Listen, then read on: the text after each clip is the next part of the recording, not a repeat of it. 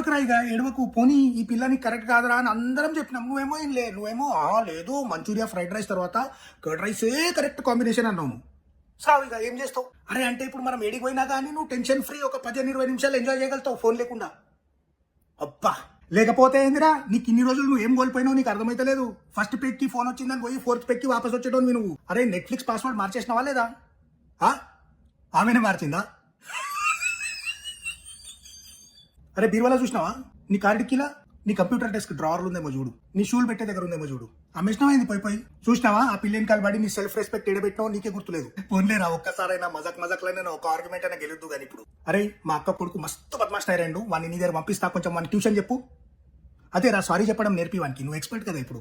అరే ఆ power bank ఎందుకు రా నీకు ఇప్పుడు? ఆ రాకేష్ గారికి ఇచ్చేసేయి.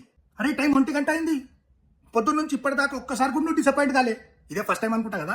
అరే వారం 1500 కట్టి 2 కాఫీలు తాగి